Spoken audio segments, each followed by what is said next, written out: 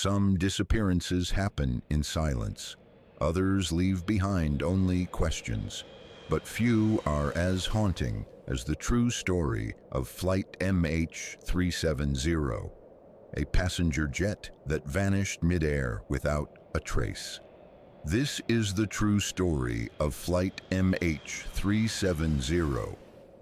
On March 8, 2014, Malaysia Airlines Flight 370 took off from Kuala Lumpur International Airport at 12:41 a.m. It was bound for Beijing Capital International Airport, a routine red-eye flight expected to take just under 6 hours. On board were 227 passengers and 12 crew members, representing 15 different nationalities. Most were Chinese citizens. There were also people from Malaysia, Australia, India, and Europe. Children, couples, solo travelers, business professionals, entire families. The aircraft, a Boeing 777-200ER, was one of the safest and most reliable planes in the world.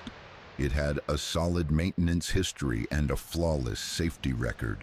The weather was calm and clear that night, and all pre-flight checks had been routine.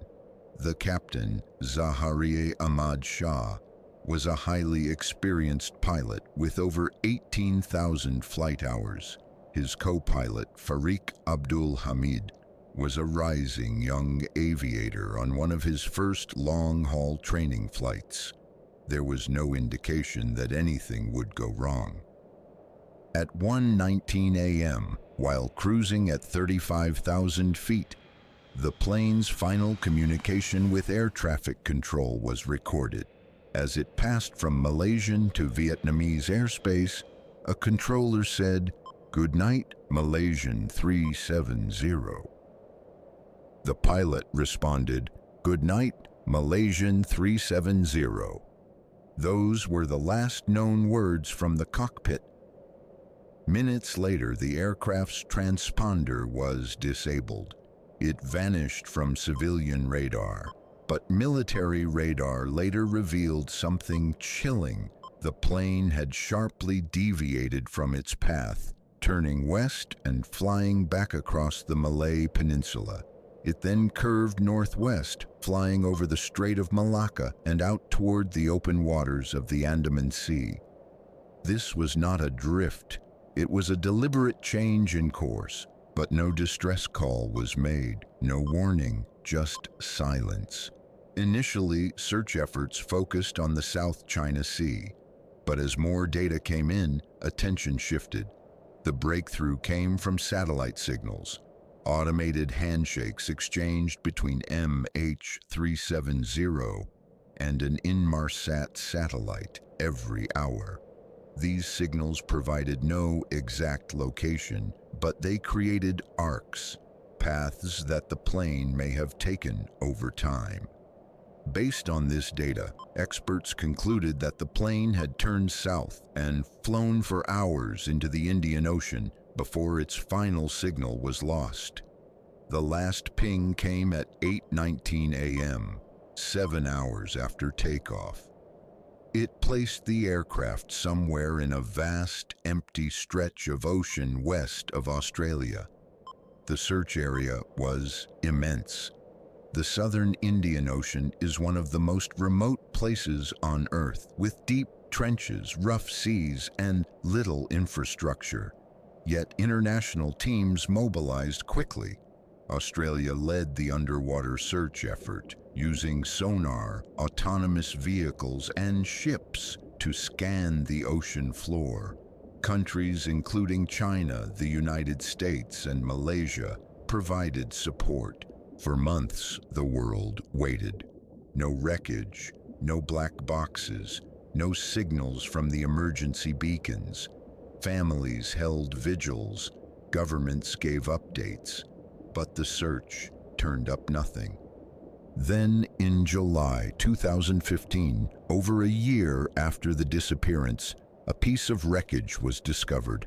A flaperon from the plane's wing washed ashore on Réunion Island, off the coast of Africa. It was confirmed to be from MH370. In the following months and years, other pieces were found along the coasts of Mozambique, Madagascar, and Tanzania, all confirmed to be from the missing jet. But still, no fuselage, no passengers, no cockpit, no flight recorders. The investigation turned inward. Authorities examined the crew. Captain Zahari came under scrutiny. Reports surfaced that he had been emotionally withdrawn and that his personal flight simulator at home had simulated a path eerily similar to the one MH370 had taken into the Indian Ocean. Some suspected he had planned a mass murder-suicide. Others dismissed the theory, pointing out his professionalism, clean record, and lack of clear motive. Other theories emerged: mechanical failure, a hijacking gone wrong, a catastrophic event like a fire or sudden depressurization. One theory even speculated that the aircraft had been taken to a remote airstrip for a covert purpose. Another suggested cyber hijacking, where systems were overtaken remotely. In 2018, the private company Ocean Infinity conducted an independent search using high-tech equipment to scan the ocean floor. Their ships operated autonomously, covering massive areas with precision sonar. Yet despite new hopes and improved technology, the search ended without a trace. The mystery raised troubling questions about modern aviation. How could a massive airliner in constant communication with satellites and ground systems simply vanish? Why were the emergency locator transmitters silent? Why did no mobile phone on board ever ping a nearby tower? These gaps sparked criticism of aviation protocols, leading to global recommendations for real-time flight tracking. The families of the passengers and crew have never stopped seeking answers. Some believe their loved ones are still alive, taken somewhere for reasons unknown. Others simply want closure, a confirmation, a grave to visit, an explanation that makes sense. But none has come. The psychological toll has been immense. Children grew up without parents. Parents aged without knowing what happened to their sons or daughters. Spouses were left in limbo. Many families reported financial hardship, stress-related illnesses, and profound trauma from years of uncertainty. The case of MH370 has inspired documentaries, podcasts, books, and countless forums filled with amateur investigators and conspiracy theorists. But official investigations remain inconclusive. As of today, the aircraft has still not been found. A few believe that the ocean will one day reveal its secrets. Perhaps a fishing vessel will pull up a key part of the wreckage, or a future search will succeed where others have failed. In recent years, advancements in underwater mapping and satellite analysis have renewed hopes. Private initiatives continue to form, with offers to resume the search if new evidence or funding emerges. The Malaysian government has stated it is open to resuming the mission if credible new data is presented.